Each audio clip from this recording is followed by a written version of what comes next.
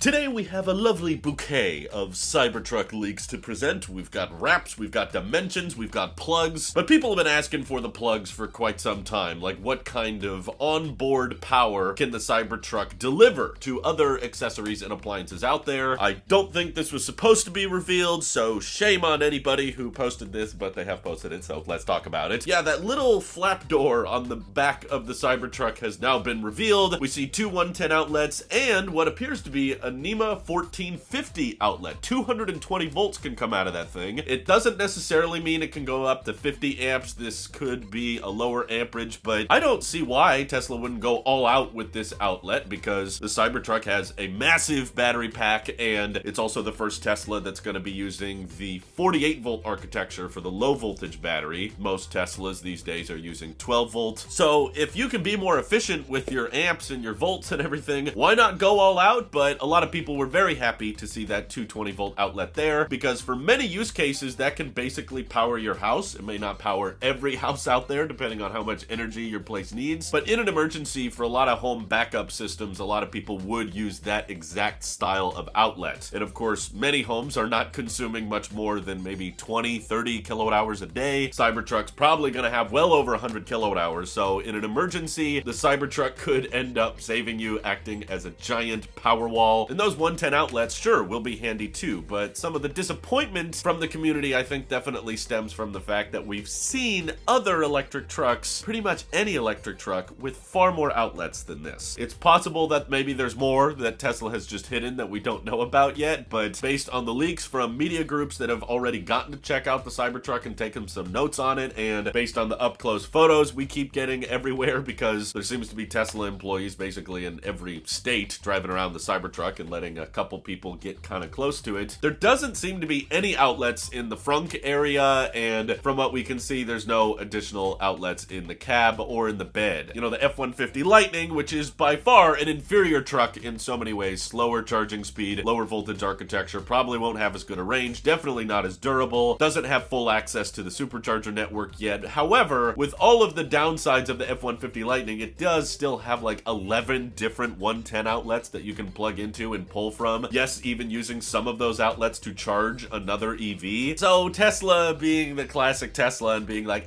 do you really need all of that? We're just gonna keep it simple, keep it concise, and yeah, that will probably make the Cybertruck far more profitable. It's probably cheaper to not have all of those different outlets accessible throughout the car like it is on a Rivian. I think they have like 7 or 8 different plugs, some in the gear tunnel, several in the bed, and some up front. So many different plugs to choose from in these Rivians, but it should be noted that both Rivian and Ford are losing well over $30,000 per truck they sell. Tesla is more in the business of making EVs profitably, so that's why they might cut corners a little bit. Like the other awkward elephant in the room that we were all kind of hoping for, because Tesla originally told us they were gonna put an air compressor in the Cybertruck, and as far as we can tell, we don't know how you access it. There's no sign of it in the bed. It definitely wasn't behind that little flap, which is where most people would find it in something like the Rivian R1T. Even the R1S has a little air compressor hookup for those who want it, and it seems like Tesla may have ended up scrapping it on the Cybertruck. I hope I'm wrong. I hope it's hidden somewhere and we just don't know where it is yet, but in my opinion, right next to those outlets would be the most appropriate location for it. I don't want to have to access the sub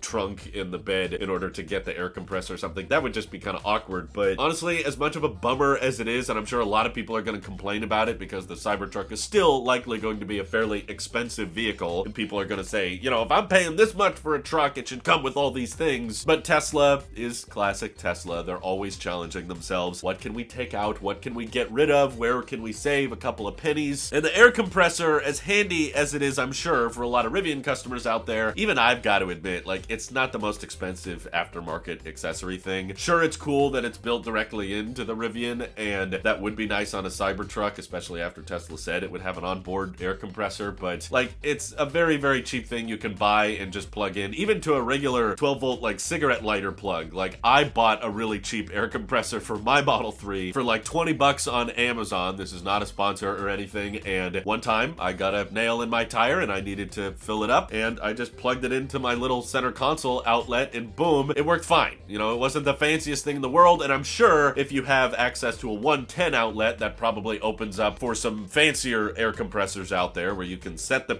PSI and just hit go, and it will fill up your tire, and you can let the air out of your tires if you're going off-roading and stuff and go back and forth. It's a little more complicated, but I think Tesla was probably right in this decision, as in, yes, it will probably save us a lot of money. The Cybertruck already has a crazy amount of bells and whistles with the rear-wheel steering, the crazy suspension differences you can get with like 14 inches of range, the higher voltage architecture, the lower voltage architecture. Also, this is the first Tesla with a powered frunk and everything, the first Tesla with all this stainless steel being used. There was enough bells and whistles. I can understand why Tesla was like, oh God, do we have to do the air compressor too? All right, let's just move on from that. People can buy their own air compressors if they truly need them. So a bit of a bummer, but yeah, I don't think a lot of people will consider this a deal breaker. But am I wrong? Let me know in the comments below. Alongside a lot of those leaks though, we also got some pretty concrete dimensions that have been posted. Not official, of course, but they seem pretty accurate to me. A lot of media groups have already been filming what appears to be either TV spots or YouTube videos about the Cybertruck already. So these guys are up close and personal with the truck and likely had tape measures and everything, but they're basically pointing to what a lot of us kind of knew was coming, that the Cybertruck Dimensions were gonna be a bit shrunk compared to the original prototype, which is showcasing to be true in these dimensions. The bed is not 6.5 feet like it was originally, although it is still a little bit over 6 feet, just barely. And what I still find impressive about that is, you know, a lot of people buy pickup trucks for the bed, right? That additional storage in the back. And in the case of the Cybertruck, it's also lockable, and there's quite a lot more volumetric space because of that slant. And it's got a larger bed than the F-150 Lightning, despite the overall length of the Cybertruck being shorter than an F-150. So, like everyone says, every automotive engineering decision is some kind of compromise. So while the Cybertruck bed is a lot longer than an F-150 Lightning, the frunk, of course, is much, much smaller. The frunk does not look entirely practical. It's cool that it's powered. We've seen some videos of it automatically presenting itself open, which is cool. Teslas have never done that. And it's certainly a lot wider than most other pickup truck frunks, but it definitely does not go very deep, and there doesn't appear to be like a drainage hole anywhere, so you could like keep ice and drinks in the front like you do with a lot of other EV frunks. It's a compromise nonetheless, but I guess the question falls back to the pickup truck buyers. Not me, it's you guys. Would you rather have a bigger bed or a bigger frunk? I could see why some people might argue in favor of having more lockable storage in the frunk. A lot easier to protect depending on how you park your car. It might be more accessible than having to reach into a bed. But where do you guys fall on the dimensions? It's still under 80 inches wide. So personally, I'm in favor of the Cybertruck just being smart with its dimensions. I'm not one of those guys that's like, big truck is better, we need the biggest truck possible. I'm like, no, just get smart and clever with your proportions. One of my favorite things about the Model 3, a very small car that feels big on the inside. I hope we get the same feeling with the Cybertruck. And lastly was a bit of fun wrapping from Franz, who got to show off his Cybertruck release candidate wrapped in matte black, and oh my god, it looks